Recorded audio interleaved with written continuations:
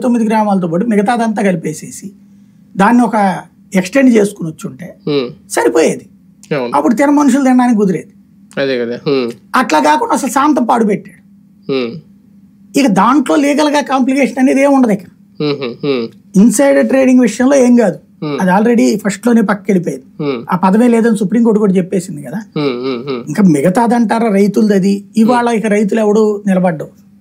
సరే భూమి కోల్పోయిన వాళ్ళలో ఆ రోజున కొంతమందికి ఆ ఫీలింగ్ ఉంది కాబట్టి వచ్చారు వీళ్ళు, అది కూడా 4-5 సార్లు తిరిగారు కాబట్టి వాళ్ళు అలా తిరిగితే 4 రూపాయలు వాళ్ళకి కూడా వస్తాయని ఎక్స్పెక్ట్ చేశారు. ఎందుకంటే ఆ రోజున 5 లక్షలు ఇచ్చేసి తీసేసుకున్నారు వాళ్ళ దగ్గర. అది తర్వాత దాదాపు 2 కోట్లు 3 కోట్లకు అమ్ముడు పోయిందని కోపం వచ్చింది వాళ్ళకి. వాళ్ళు వచ్చారు, వాళ్ళలో కొంతమంది నిలబడ్డటువంటి వాళ్ళకి చేశారు. ఇంకా దాంట్లో కూడా ఏం నిలబడదు, ఎందుకంటే ఆ రైతులు కూడా నిలబడరు. ఇప్పుడు అక్కడే ఉండాలి కదా, వాళ్ళు అక్కడే బతకాలి కదా.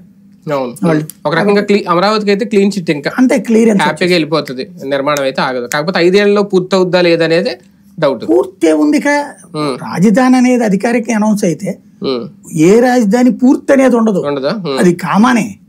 ఇప్పుడు హైదరాబాద్ పూర్తయిందా, తర్వాత ఏదో వరకు చంద్రబాబు గారు రాకముందు ఒక రూట్ ఉండేది మనకి, ఎల్బీ నగర్ ఇటు ఇదంతా ఉండేది. బాబు గారు వచ్చాక అటు చివరికి తీసుకెళ్లారు హైటెక్ సిటీ. అది ఇప్పుడు అట్నుంచి ఎక్కడ దాకా వెళ్ళిపోయింది, మియాపూర్ అవన్నీ వెళ్ళిపోయినాయి.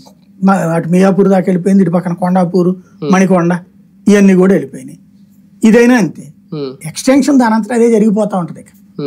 దానికి కామానే తప్పించి పులి స్టాప్ ఉండదు. ఇంకా డెవలప్ ఇంతటితో అయిపోయిందని చెప్పడానికి లేదు, అది నిరంతర ప్రక్రియ.